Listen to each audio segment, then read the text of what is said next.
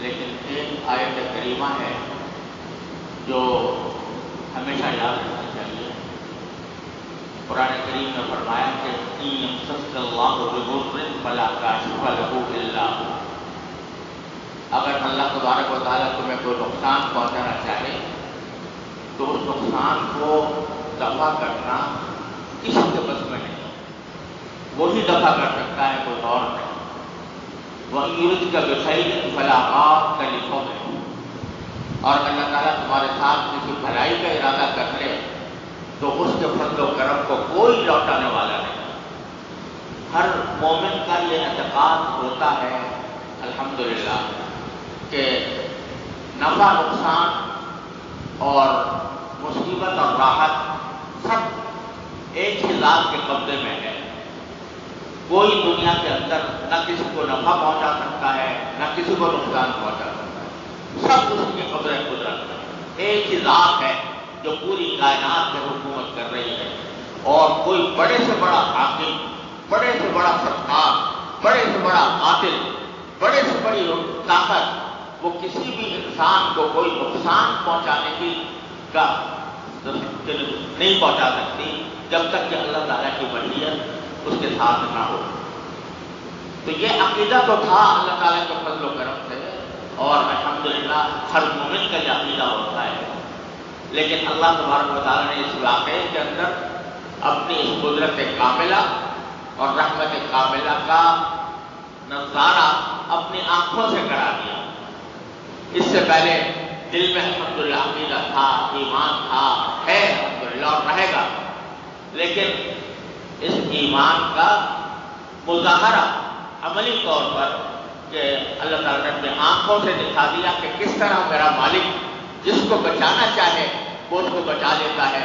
اور جس کو کوئی نقصان پہنچانے کی اس کی مشیت ہو وہ نقصان پہنچ جاتا ہے۔ تو اللہ تبارک و تعالیٰ نے یہ معجزہ اپنی آنکھوں سے دکھایا اور اس کو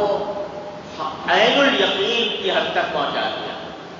کہ چاروں طرف سے برستی ہوئی گولیوں کے اندر ایسا لگتا تھا کہ کوئی گولیوں کا رخ موڑ رہا ہے،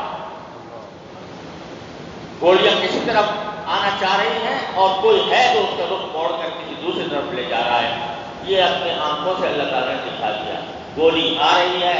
اس کو ادھر کا نشانہ ہے، لیکن وہ کہاں گئی اللہ تبارک و تعالیٰ کو معلوم ہے، کسی کو پتہ نہیں کہ وہ کہاں گئی۔ تو یہ اللہ تعالیٰ نے دکھا دیا اپنے آنکھوں سے، تو ہر مسلمان کو بھی اپنے نہ صرف اب عقیدے میں بلکہ اپنے عین الیقین میں یہ بات مد نظر رکھنی چاہیے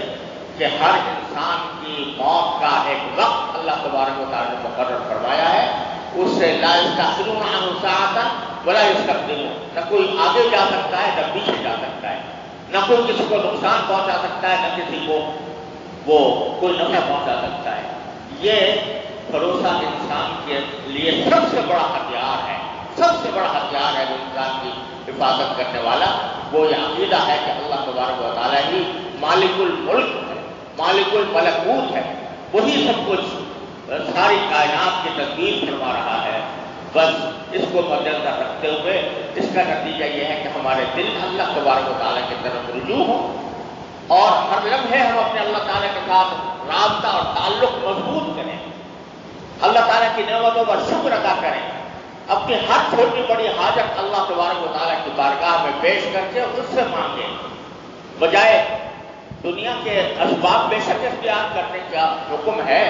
لیکن آدمی کو اسباب اختیار کرنے کے ساتھ بھروسہ ایک ہی ذات پر ہونا چاہیے، وہی مالک الملک والملکوت ہے، وہی سب کچھ کرنے والی ہے، اسی سے مانگو، اپنی چھوٹی بڑی حاجت بھی اللہ تبارک و تعالیٰ سے مانگو، دیکھو اللہ تعالیٰ کے ساتھ کتنا تعلق مضبوط ہوتا ہے۔ اللہ تعالیٰ مجھے اور آپ کو سب کو یہ نعمت عطا فرمائے، اپنے ذات کے ساتھ مضبوط اور قوی تعلق عطا فرمائے۔ تو آخر دعوانا میں الحمدللہ